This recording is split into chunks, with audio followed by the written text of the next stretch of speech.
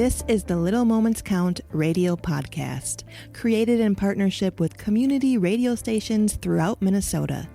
Each episode, you'll hear interviews with early childhood experts on how to support the important brain development that takes place in the first 1,000 days of life, just through little moments every day.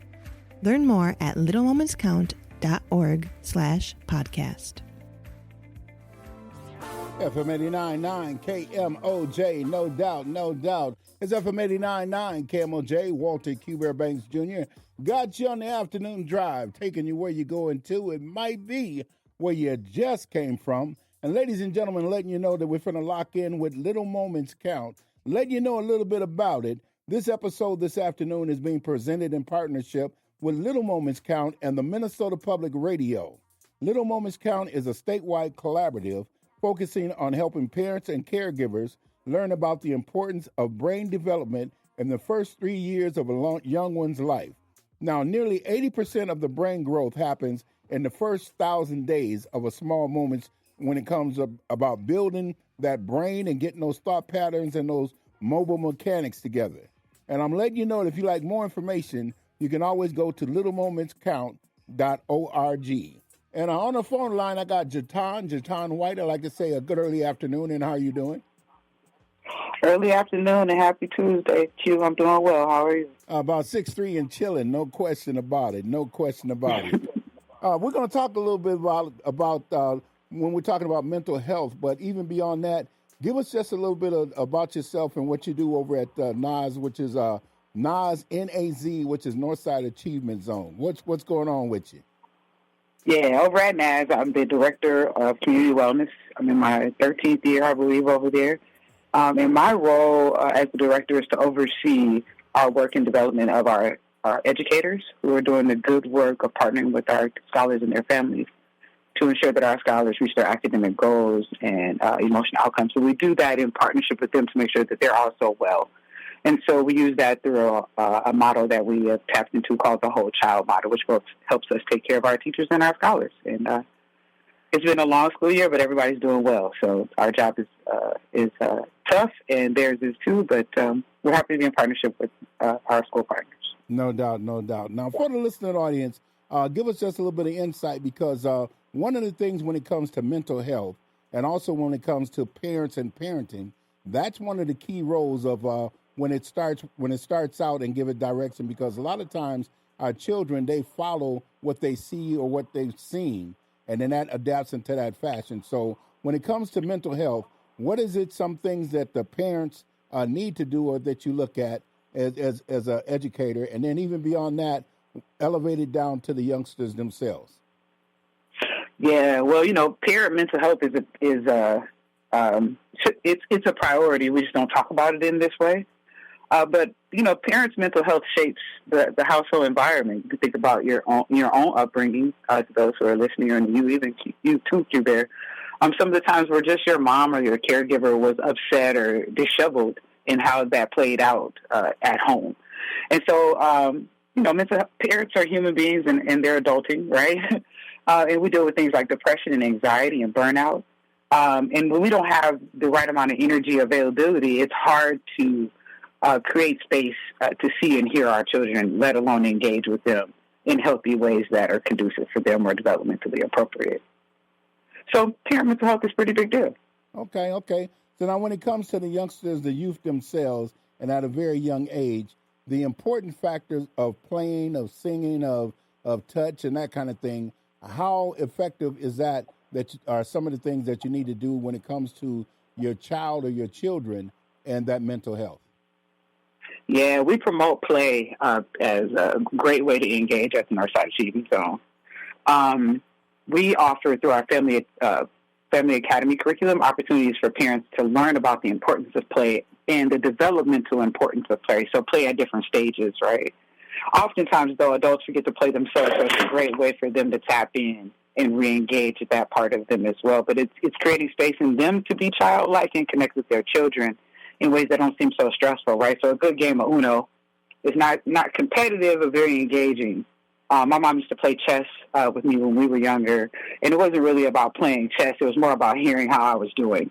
because chess is a long game, right, Q? And so we could go days talking about some of the things that were going on. But you can find great opportunities to check in with your children, learn how they're developing, even stretch yourself as a parent through play.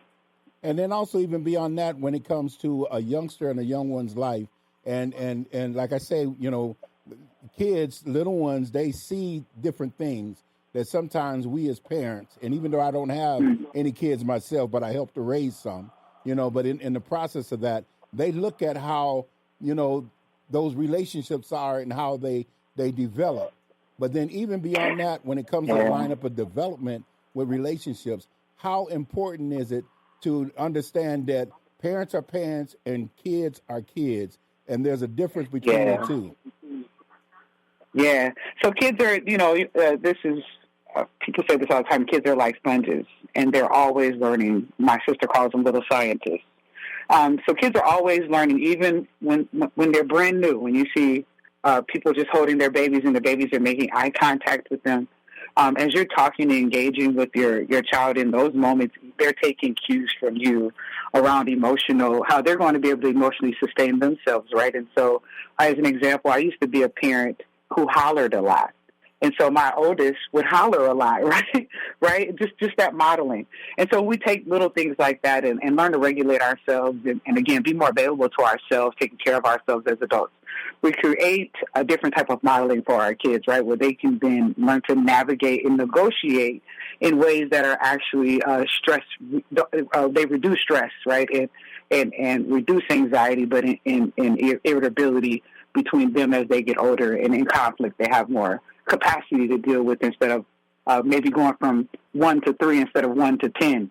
But kids have to learn how to do that, and we have to do a better job as adults modeling that type of behavior. And how important is it to take time to explain or to say or to tell that young one how much you love them and how much you care, that helps with that development of them growing within themselves? Yeah, there's nothing more important than that. There's nothing more important than young people knowing that they have someone, in particular their caregivers, that love them in ways that are absolutely ridiculous. Every kid should have at least one caring adult that is over the hills for them, and we hope, right, in theory, that's their either mom or dad. But as long as there's one healthy adult, a kid can do pretty well, and if there are two, that's even better. But we live in Minneapolis, and so we believe in the village. So whatever one parent's not able to do it, another can't do, they can always lean out to the village for that support too. And one last question, because this one occurs with the mindset itself, is when it comes to parents and when it comes to youth and the youngsters, and it comes with the growth and the mental health and the whole nine, can a parent learn from their child or their children a little more than what they anticipate, or should they open up and just say that I'm in charge, I'm the parent, and pay them no mind at all? I love this question because I come from a generation of do as I say, not as I do. But not exactly how I raised my kids. So a couple of things. Parents should connect with other parents as a way of support too. But you absolutely can stand to learn some things from your own children or other children that you're supporting in your community or in your family. Because we're not all parents.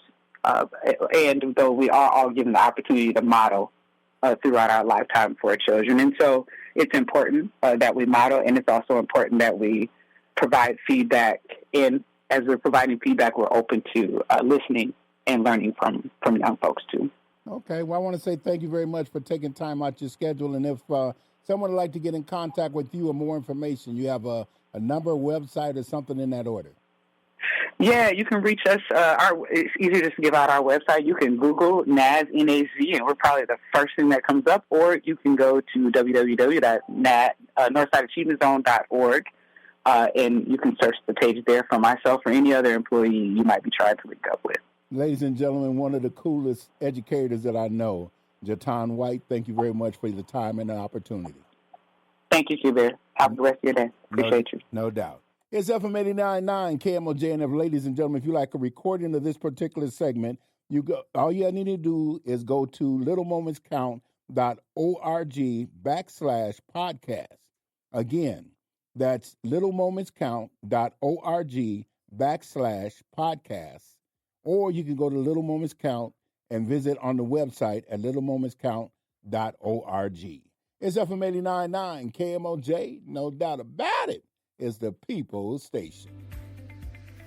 Thanks for listening to the Little Moments Count radio podcast in partnership with community radio stations throughout Minnesota. You can find the Little Moments Count radio podcast wherever you get your podcasts and at littlemomentscount.org/podcast.